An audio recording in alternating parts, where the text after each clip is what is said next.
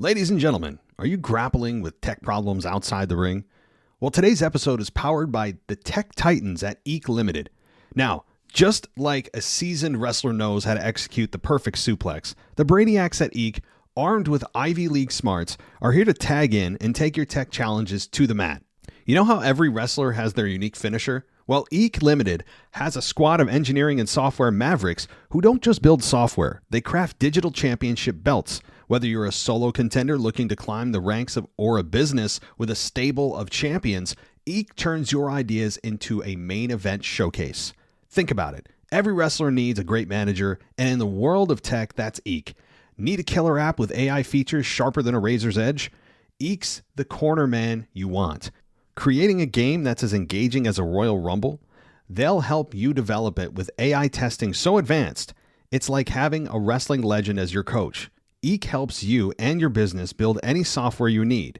They handle the mobile app development with AI integration services into your existing website or mobile app, AI-enhanced e-commerce solutions on Spotify and Etsy, data analysis in Python and R, game design and development, UI UX design for enterprise software and apps.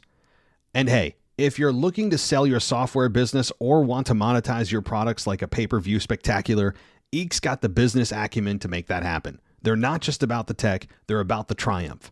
Got a burning question or an idea that's ready to rumble? Reach out to Eek Limited. They're always ready for a chat about anything. So don't get pinned down by tech troubles. Tag in Eek Limited, that's EKKE Limited, and turn your project into the heavyweight champion of the world. So head over to eek.limited, that's EKKE.LTD.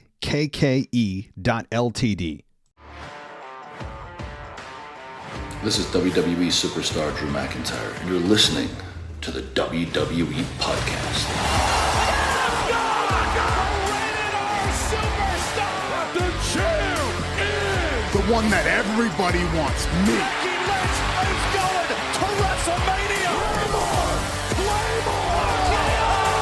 Austin 316 says I just whipped your ass. This is my iron. You're going to acknowledge me.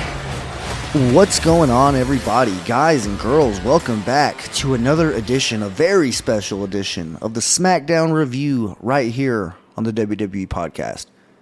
As always, I am one of the hosts of this show, Michael Ritter. You can find me on X at Michael5Ritter, on Instagram at MichaelRitter5, and also one of the hosts of the Football Function Podcast, available on all your podcasting platforms, including the one that you got this show on right here. Now, before I get into anything wrestling, there's a lot of wrestling stuff to talk about.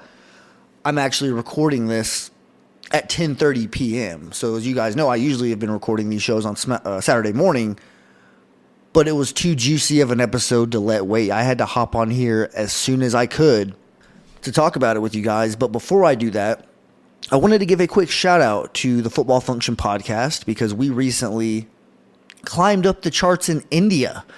As crazy as that is, the Football Function Podcast climbed up to the number 51 spot in the football category in the country of India, which is the 7th largest country in the world. So that is a big deal, a big milestone, a nice little, ribbon to put on the refrigerator or something like that. It was just a nice thing to get, a nice thing to see when you're building something from the ground up. That it's actually making some progress, and it is actually growing if you look at it in a sense of like a house plant or something like that. But I just wanted to give a shout out to everybody that has listened. If you are somebody who has gone from the WWE Podcast over there to check out my other podcast, I certainly appreciate it. Those of you that have contributed, I definitely appreciate you guys. We just had Frankie Graham on the show, who's going to be coming on the SmackDown review very, very soon as well to review an episode with me. I can't wait for that. I honestly wish that I would have been able to get him on this week. Now, it kind of worked out because he works on Friday nights. That's what he told me. So we're going to have to, whenever I have him on, we're going to have to do it on Saturdays. But this one in particular, it just kind of worked out because of how big of a show it is that I had to do it this Friday night, and I didn't want it to wait. But nonetheless, definitely looking forward to getting into all the juicy things. I don't have any, internet opinions to go off of. The show's so fresh. It just ended not that long ago, so I'm not able to gauge the thoughts of other wrestling personalities and kind of just see kind of where they are on certain situations, and maybe I missed something, maybe something went right over my head. It's nice to be able to, I guess, read the room a little bit before I come on the show and give my thoughts on this. But I am looking forward to going old school. This is like an After Dark episode, not the typical After Dark that you're used to getting here on the WWE podcast. This one is more so literally, because I mentioned it's after 10:30 p.m. So I'm looking forward to getting this show done and, maybe going inside, watching a movie, and enjoying a nice Saturday. But before that, the goosebumps were out in full effect because of how this show ended. And we're going to get to it. We're going to talk about the show in chronological order, so you're going to have to bear with me. But we can go ahead and just mention what happened, because you guys already know by now. The Rock showed up to close SmackDown. Didn't say a word. There was no need for him to say a word. We'll get into it, obviously. But the goosebumps were out. It was just a very wild scene and a very wild way to end this episode of SmackDown. But we are officially on the road to WrestleMania. And Triple H did not hesitate to let us know that with his actions and with his booking creative decisions. So off to a good start so far, at least from the SmackDown side of things. They did show a lot of Raw highlights tonight, which is something that I actually appreciated, because I don't get to watch Raw like I normally used to and like I wish I could. So it was nice to get filled in. And WrestleMania season is obviously a good time to get as caught up on Raw as you possibly can. But this specific episode of SmackDown, it aired on February 2nd, 2024, from Birmingham, Alabama. Location breakdown brought to you per usual by our guy, the humble, none other than DJ Kuzmo. And if you guys haven't already, go check out Kuz Loves Wrestling. DJ Kuzmo trying to launch another little project of his, and I'm definitely going to support it. It's one of my favorite new follows, and I'm looking forward to seeing what he has to come. He was able to provide the location of this episode of SmackDown in the dirty South, Birmingham, Alabama, not very far from Atlanta. This is one of the last stops. Like on my drive, whenever I drive from Amarillo, Texas, to Atlanta, Georgia, it's a 16-hour drive, and you only stop in like really, really big cities, like state capitals. You stop in Oklahoma City, you stop in Little Rock, you stop in Memphis, Birmingham, Alabama, obviously, and then Atlanta, Georgia, and there's like 5 hours in between damn near all of those big cities. But one time in particular, we stopped in Birmingham, Alabama, and we went to a Cracker Barrel, and it was probably the worst Cracker Barrel I've ever been to in my entire life. Just a quick story. I'm not going to rant on this. Obviously, we got a lot of stuff to talk about in terms of wrestling, but since this episode of SmackDown took place in Birmingham, Alabama, I felt like I should probably fill you guys in on a little bit of story, because it kind of distracted me.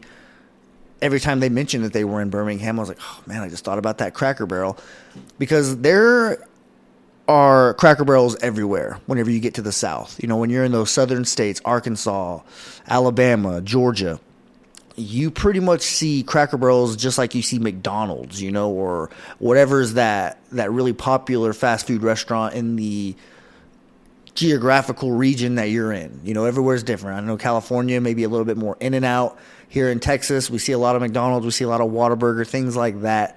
But Cracker Barrels are very, very common. Damn near as common as like a Walmart. Like when you're driving on the highway, you just see these bad boys left and right.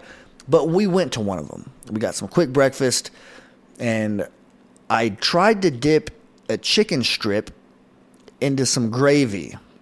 And as you guys know, whenever you dip a chicken strip into gravy, you should pull the chicken strip out and there should be gravy on it.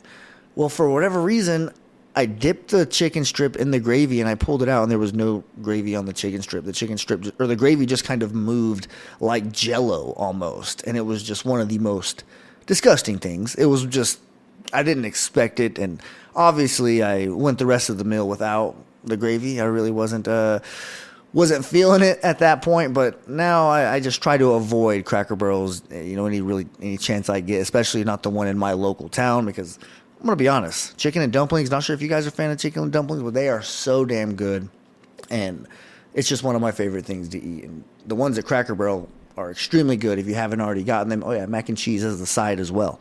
Just a little advice from one person who loves to eat to possibly another. But all right, no more quick stories, no more opening show banter. Let's go ahead and get into the meat and potatoes. There we go, just more food puns of this episode. So this episode started off with, first off, Corey Graves being shown at the commentary table, which isn't anything new. However, he was in the play-by-play seat, typically where we've seen Michael Cole and Kevin Patrick, who was recently let go. So my curiosity went to wondering, is Corey Graves going to be the play-by-play guy for SmackDown going forward? Or is this just like a temporary thing, excuse me, until we can get somebody more long-term in there? Because Corey Graves is so well at the color aspect of this, like the color commentator, which is where Wade Barrett is. It's where Pat McAfee has been. Jerry Lawler made that, a famous role. So did Taz on SmackDown, alongside guys like Michael Cole, Jim Ross. Obviously, just like I just mentioned, Kevin Patrick was there as well. So I'm curious if this is going to be the new commentary team for SmackDown going forward, or if they're just kind of using this as a bridge team to kind of get us to the next long-term booth that we're going to have on SmackDown. But at this point, things change so frequently in that department that it's almost not even worth wasting any brain thought. Just appreciate a good team whenever we have one, like we did tonight. Corey Graves did a phenomenal job, and just kind of go from there. But I mean, I guess I'll kind of monitor that to see how they handle that going forward. Even if they have already announced it that he's going to be the play-by-play guy, if they did announce it, then I missed it, because you guys already know, for spoiler reasons, I don't follow WWE on Twitter, because I mean, especially for tonight, like if I would have watched this episode of SmackDown and had the ending spoiled, I would have absolutely, or spoiled like on the internet by Twitter. Like if you're scrolling through Twitter and you just see something like that, yeah, I would have probably not been very happy. But anyways, Corey Graves, phenomenal job as the play-by-play guy, and I would be happy to see him continue in that role. You might as well. He's already been the color guy for so long. Maybe try a new seat out, let him have a little bit of a new role, a different approach to him breaking down the matches every week. I'm sure he would enjoy it as well, but you do have to come from a little bit, of a more objective approach. You can't be biased, although if you guys have seen Michael Cole and Bayley over the years, there's kind of been that love-hate relationship where he's always giving her crap. He did the same thing with Top Dollar. So as I'm saying that about being unbiased and objective, one of the greatest of all time, Michael Cole, proves that sometimes you can get away with, heckling someone or picking on someone that you just might not like that much. But the show actually opens with Logan Paul. He comes out, takes a massive shot at Alabama, says he was going to be nice, but because they greeted him so rudely, he just wants them to know, hey, this town sucks, this place sucks, and he can't wait to get out of there. And he also mentions that he underestimated Kevin Owens. He credits KO for doing more damage to him than Floyd Mayweather did. And then Logan says that he, referring to himself, is the toughest person on the quote-unquote brittle roster. And then he takes a jab at CM Punk for tearing his tricep. Out comes Kevin Owens. He calls his loss at the Royal Rumble a moral victory because it felt good to knock the hell out of Logan Paul. And he's ready to restore dignity in the United States Championship once and for all. Logan chimes in and says that Kevin Owens blew his one and only shot at the U.S. title because he took the bait whenever Logan Paul placed the brass knuckles in the ring, that Kevin Owens was not smart enough to do the wise move, and that Logan Paul was playing chess, not checkers. He then adds that he's going to find a new and better challenger, and Kevin Owens can go focus on whatever it is that he does, while Logan focuses on what he does, which is everything amazing in his own words. And then he obviously teases a one-on-one match that's about to happen with Kevin Owens and Austin Theory. This just made me realize how elite of a heel Logan Paul is. I mention it damn near every time he shows up on the television screen. I would like to see more of him on SmackDown, especially since we're gearing into WrestleMania season. Hopefully it just kind of gels with his schedule that way organically, that he kind of already was prepared to dedicate some time to the WWE, because, it's the biggest time of the year. He's currently a champion, and he's going to have to go into that card with a challenger. So obviously, and we'll get into that a little bit later, but Logan Paul is definitely going to need a new challenger. And this leads us into the one-on-one match. Austin Theory versus Kevin Owens with Logan Paul on commentary. And he says he's going to absolutely make fun of Kevin Owens. He pretty much tells him that right to his face. But he did show him some respect, saying that Kevin Owens is someone that he's not going to overlook. And if Kevin Owens can work his way up to getting another opportunity against Logan Paul for that championship, that Logan Paul won't be ignorant. He won't approach that match unprepared, and he'll definitely, he won't take Kevin Owens lightly, as a way to phrase that. But anyways, Grayson Waller distracted the referee while Logan Paul slid Austin Theory some brass knuckles. Again, this is just what he does, I guess. But it wasn't enough to give Austin Theory the win. Kevin Owens eliminates Waller from the equation and gets the win by just a knockout punch, maybe even a stunner. Not really sure exactly what the finish was. That's on me. I definitely know that he hit him with a knockout punch, though. And then Logan Paul gets chased out of the arena by Kevin Owens. A nice little funny ending, a nice way to make Kevin Owens look strong and more than capable of getting a rematch against Logan Paul for that United States Championship. In fact, I wouldn't be surprised if he ends up earning it very soon, as quickly as Elimination Chamber. It just makes sense for Logan Paul to get this one out of the way before we move on to WrestleMania, although they could stretch this bad boy, and we could end up seeing that exact match, Logan Paul versus Kevin Owens, for the United States Championship on the WrestleMania 40 card. Continuing on here, we get some backstage action. Naomi and Tiffany Stratton are both shown walking out, respectively, not at the same time, of Nick Aldis' office, holding their new SmackDown contracts. I love this. I love seeing both of these. The SmackDown division needs all the talent, or the SmackDown roster, I should say, needs all of the talent that it can get, whether it's women, whether it's men, NXT call-ups, Royal Rumble winners. It really doesn't matter. Just, come one, come all, and we will accept you with open arms. So I was more than happy to see Tiffany Stratton make her appearance coming up from NXT as a call-up. I think she's going to have a bright future here on SmackDown.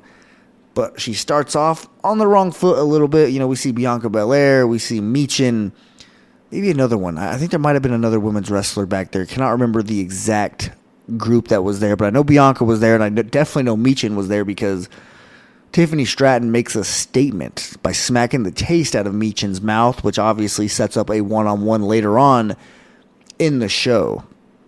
Bianca Belair, they take things, she takes her talents from that little bit of a segment to another one. This time she's backstage speaking with Nick Aldis in his office, and Logan Paul barges in and demands a challenger to prove that he's not, quote-unquote, a part-timer. He's tired of people calling him a part-timer. Bianca didn't appreciate being interrupted, and those two go back and forth, and, Logan Paul takes a shot at her, and, they kind of keep going back and forth. It was actually kind of funny. Like, this is a segment that I feel like we're probably not going to see the last of. Just a pairing, maybe, is how I should have phrased that. I think we're going to see the Street Profits have a run-in with Logan Paul, possibly Montez Ford. If he ever were to get a singles run, I feel like he would be a perfect challenger right out the gate for Logan Paul, although the whole heel/babyface thing kind of complicates things, because if he was going to split, you would expect it to be a heel turn for him to, turn on Angelo Dawkins. But since they're a heel group, maybe a babyface turn? I don't know. I'm kind of getting a little bit too far into the woods at this point. But the exchange between Logan Paul and Bianca Belair is absolutely worth you going back and checking it out. Maybe just watch like a 3-minute video if you could find it on YouTube, or just go back to whatever cable provider you have, however it is that you watch SmackDown. If you DVR'd it, just rewind it. It's worth it. I promise. This is a nice little entertaining segment here. But we continue with this backstage trend. We get Santos Escobar. They have I don't know if it's a video package or just a promo cut from somewhere else. But long story short, Santos and Legado del Fantasma, they make a toast to honor, loyalty, and Legado del Fantasma, and essentially make a pact to destroy the LWO. They also introduce Elektra Lopez. Apparently she is going to be a mainstay here with this group. I feel like it just makes them stronger. We get more additions as well to more factions later on in the show, which I felt like I said, man, SmackDown got stronger tonight. It really did. And not only were the factions solidified a little bit, but also just the main event picture. I mean, I can go on and on about the way that this show delivered, and I think that, if you feel differently, I'm not saying that you're wrong by any means, but I would definitely love to hear why you don't feel like this episode of SmackDown absolutely was a home run, because I truly think that, from the matches that they had, from storyline development, character development, when you look at what happened to Bayley, like, there's so many things that took place on this episode of SmackDown, and it just, I'm not going to give out like ratings or anything like that, but man, it definitely got a passing grade for sure with flying colors. Continuing on here, we get a fatal 4-way tag team championship qualifier match.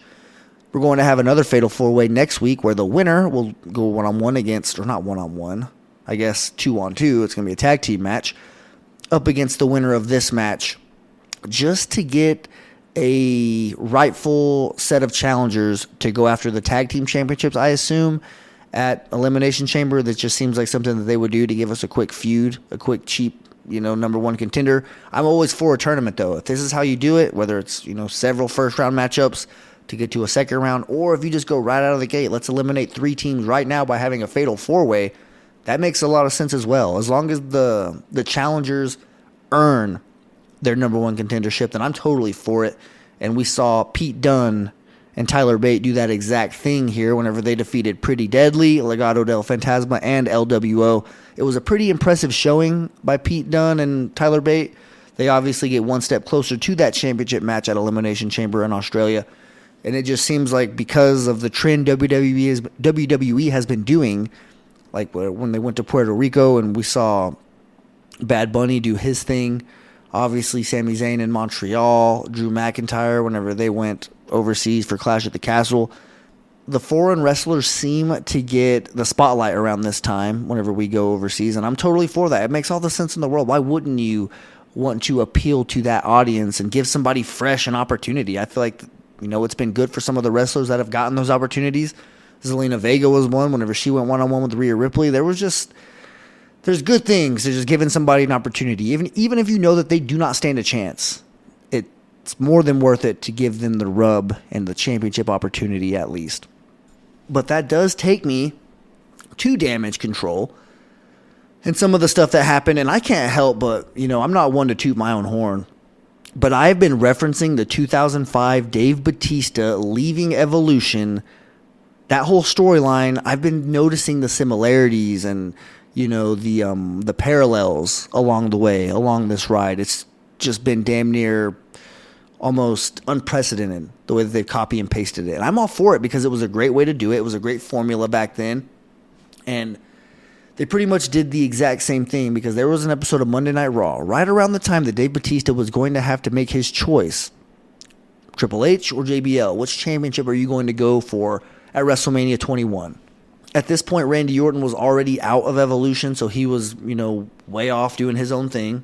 But Evolution still consisted of Triple H, Ric Flair, and Dave Bautista.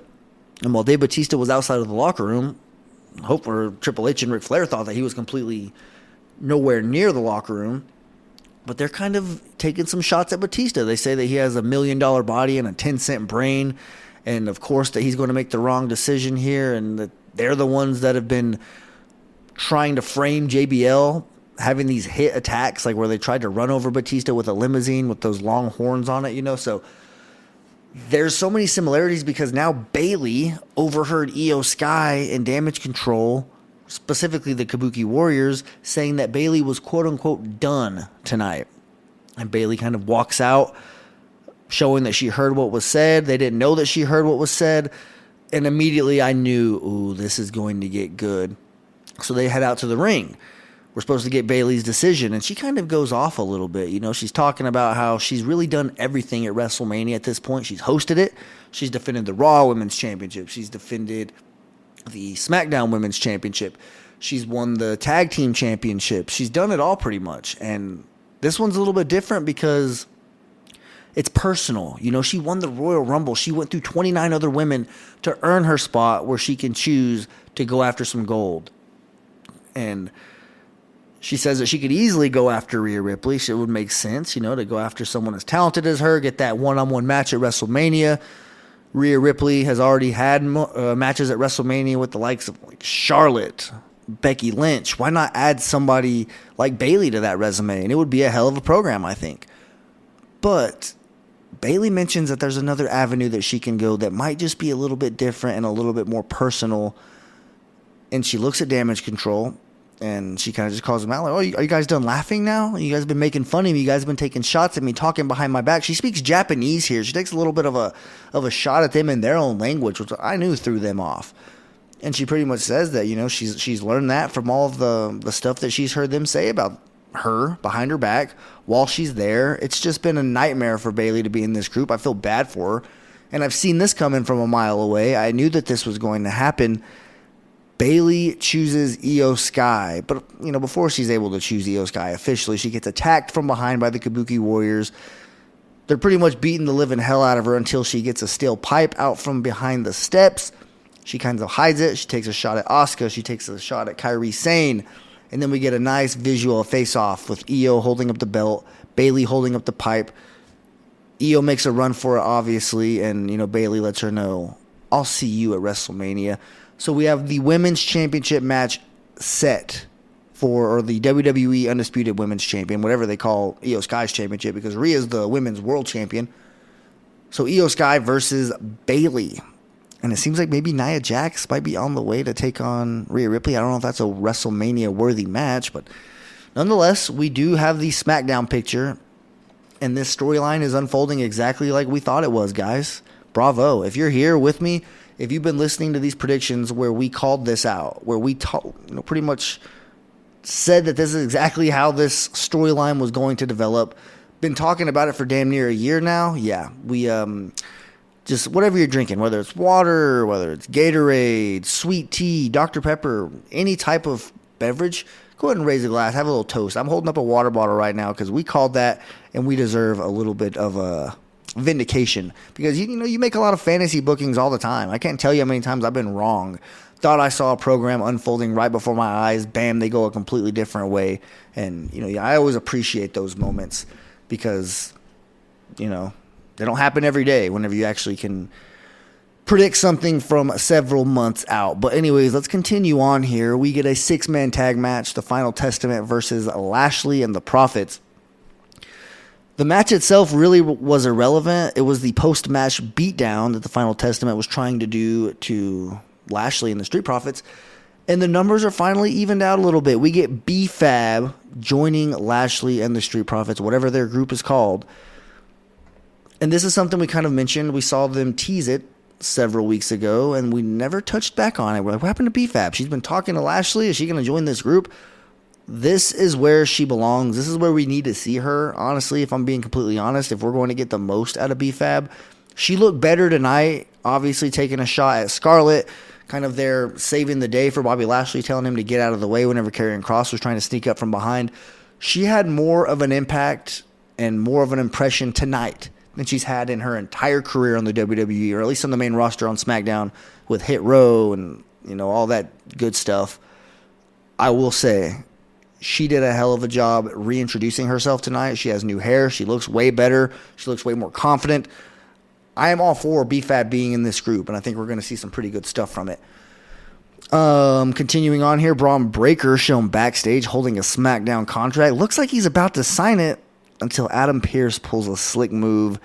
Things get heated between Adam Pearce and Nick Aldis. They kind of, Nick Aldis says, hey, you're kind of, busting my balls here, man. You're kind of really ruining my groove. I'm trying to sign superstars. You're telling them to wait till Monday. Why don't you go see you on Monday? Which is exactly what Braun Breaker does. He takes the contract with him, and he tells Adam Pearce, I'll see you on Monday. Spoiler alert, I think he's going to sign to Raw, which is why I was kind of, slapping my knee, punching air whenever I saw Braun Breaker leave unsigned. It's almost like a head coach, like a free agent, whenever you see a visit, or like a free agent takes a visit to a team. If you're a fan of that team, you're saying, do not let him leave without a contract. Make sure that he signs before you let him go visit other teams. It seems like to me, we just lost a free agent, and he's probably going to sign with the Red Brand, but it's okay because things get even more heated with Nick Aldis and Adam Pearce whenever Jade Cargill walks in and wants to talk with the SmackDown general manager. And Nick Aldis does not kindly ask Adam Pearce to leave. He tells him to get out of there right now. And Adam Pearce takes off his glasses. He doesn't back down at all. And, I'm liking what I'm seeing between these two. They're button heads. They want their respective brands to be better, to be the better brand, I should say. And they're both on the way. Like, that's one thing we can go ahead and talk about here. Like, this is the best we've seen the brand split in a long time because we have general managers that are doing a good job waving the flag of their brand, showing up on the others to make sure they get the key free agents. If we can keep this brand thing kind of solidified where they don't cross over, you guys know how I feel about that. I think it's going to make the company a hell of a lot better. And Raw and SmackDown, both as respective brands, that's going to be better. And we're just going to enjoy it more because it's actually going to push the talent, the depth on this roster. We need two brands. Like, we really do, guys. It's something that I don't feel like is debatable at this point because of how good the roster is. If you have the same guys going back and forth on the same show, you're not going to utilize all the talent that you have at your disposal. So you have to maximize what you have. And doing that, that's making the brand split alive and very strong. You could even bring NXT up as a full-time third brand, like an official third brand. And I think that would even be better too. So I'm all for change. I'm all for this show, all shows, Raw, SmackDown, NXT being the best they could possibly be, because the roster is probably the best that it's been in damn near like 10 plus years. So I'm all for the direction that WWE is going. The direction we are going to go here on the SmackDown review is talking about Cody's choice for the main event of WrestleMania. But Roman Reigns comes out first. He cuts a scolding promo on Seth Rollins, pretty much just discredits every single thing that Seth Rollins said. He takes shots at, Roman Reigns for taking time off. Roman Reigns just absolutely dunks on him by saying, yes, I work 10 times less than you, but I also make 10 times more than you. He goes on and on, calls him his little brother. I mean, this is another one. Like, go watch this segment if you haven't. It's probably going to draw millions and millions of views on YouTube. That was a pun there, millions and millions. Obviously, we're teasing The Rock here. It's going to draw numbers. It's going to be a massive hit. And you can add to that by going to check it out, even if you've already seen it. This is a very historic moment. This is probably the biggest main event on Friday Night SmackDown that I've seen in a very long time. Like, seriously, this sets up a huge program, a huge feud that we've been waiting on for years, and we finally get it. I know Matt's probably just absolutely losing his you-know-what. And XL, man. WrestleMania XL. That means big, extra large. What bigger way to go than The Rock versus Roman Reigns? But let's get there. Let's not get ahead of ourselves. He cuts a scolding promo, Roman that is, on Seth Rollins. He then tells Cody Rhodes, quite simply, he can go for the number 2 title or take a crack at number 1 again. And I will say, Cody Rhodes, that loss to Roman Reigns, the only loss that he's had in 2 full years. Just think about that. That's as good as you can possibly be without being Roman Reigns, because Roman Reigns, this dude on this historic streak, this historic title reign, he is the only person to pin you, excuse me, in 2 full years. So clearly, you are the guy, you are the face of the company. And I mean, man, just seeing that, you could take a crack at number 1 again, just brought back that match, and you know how close it was. Cody Rhodes does come out right after this. He tells Jimmy Uso, tells Solo, Paul Heyman, he tells him to leave the ring. He just asks Roman Reigns to have the ring alone. Roman agrees, tells them to leave the room, and now we finally have Cody in the ring one-on-one with Roman Reigns. And Cody just mentions that he's been getting advice, from friends, from family, etc. But he also points out that Roman Reigns screwed him over at WrestleMania 39 last year. He tells him that he had him on the ropes. He had him closer to defeat than any other person that has challenged him has. And I don't think he's told a lie yet up to this point. But he also brings Seth Rollins into the equation. He says that he doesn't like Seth calling that championship the Hollywood title because it's still the most historic, it's still the most prestigious title in all of wrestling and the entire industry. And he still wants it. He turns his attention to describing and explaining what quote-unquote finishing the story means. He makes it abundantly clear. He wants that title. He wants everything, and he's coming for Roman Reigns, but not at WrestleMania.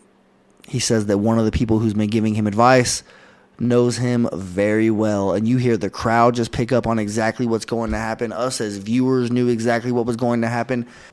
The camera angles were showing very quickly. The crowd just began to stand up and look towards the Jumbotron, and sure enough, if you smell, The Rock's music hit, and he comes out to the ring. Him and Cody Rhodes shake hands. Cody Rhodes leaves, and we get a face-off, a face-to-face, Roman Reigns and The Rock. And boy, oh boy, the goosebumps, the chills. I mean, this is going to be historic. We got it, guys. Like, it is here. We are going to get The Rock versus Roman Reigns at WrestleMania. It's not a made up fantasy booking in our head. It's not a match on 2K. It's no longer a hypothetical situation. Like, this is the real deal. It's going to happen. And you better buckle up, because I don't even know where to go from here. Like how do you build this match? They're both not on TV very often, and we're going to get them cutting off or like on location promos against each other, whether neither one of them are at the arena. You would anticipate that because we're so close to WrestleMania, they would start showing up a little bit more. But you can't make promises. They both have busy schedules. I know The Rock definitely does. And, you know, oh, man, this is elite stuff because they kind of fooled us all. I want to have a seat at the head of the table. Thought it could be a reference to him joining the board, you know, him joining TKO Sports. But that's not at all what happened. It's him challenging Roman Reigns for this championship. And I can't wait to get you guys' thoughts on this. Like, it's still so fresh. I didn't wait till the next day. So the internet has yet to react. I'm sure they're reacting, but I haven't gotten a chance to see anything yet. I can't wait to, you know, just chat with you guys about it. This was a monumental episode of SmackDown, a monumental finish without a doubt. We're going to be reviewing that segment for so long, so many years after this, because it set up one of the most historic matches that we've seen up to date. I will say it is a little bit bittersweet that we're breaking the triple threat main event match or main event triple threat match that we've gotten, you know, at WrestleMania 20, WrestleMania 30. WrestleMania 40 is going to be one-on-one, but I promise you it is going to be well worth it. And, you know, let the games begin, guys. It's time to get excited. This is the most important time of the year, and I know it comes up quickly. Seems like just yesterday we were getting ready for WrestleMania 39 in Hollywood, but the show rolls on, and The Rock is here. So I'm looking forward to getting you guys' thoughts on this. This does conclude the episode of SmackDown and the SmackDown review. Thank you guys so much for joining me. I hope that you guys will continue to show up, continue to listen to this show, as well as all of the other shows here on the WWE podcast, and hopefully you'll be kind enough to follow me over to my football podcast, the Football Function podcast, where we get into the Super Bowl. We're about to do the Super Bowl weigh-ins, get into the offseason where we have a lot of bonus content coming. A lot of good stuff as we get ready for draft season, free agency. You know, football never stops, just like wrestling. So you're always going to get your fix over there at the Football Function. But thank you guys so much. I hope you all have a phenomenal weekend. Walk passionately in the direction of your dreams. Happy February, and I'll talk to you soon. Ladies and gentlemen, are you grappling with tech problems outside the ring? Well, today's episode is powered by the Tech Titans at Eek Limited. Now, just like a seasoned wrestler knows how to execute the perfect suplex, the brainiacs at Eek, armed with Ivy League smarts, are here to tag in and take your tech challenges to the mat. You know how every wrestler has their unique finisher? Well, Eek Limited has a squad of engineering and software mavericks who don't just build software, they craft digital championship belts. Whether you're a solo contender looking to climb the ranks of or a business with a stable of champions, Eek turns your ideas into a main event showcase. Think about it. Every wrestler needs a great manager, and in the world of tech, that's Eek. Need a killer app with AI features sharper than a razor's edge? Eek's the corner man you want. Creating a game that's as engaging as a Royal Rumble? They'll help you develop it with AI testing so advanced, it's like having a wrestling legend as your coach. Eek helps you and your business build any software you need.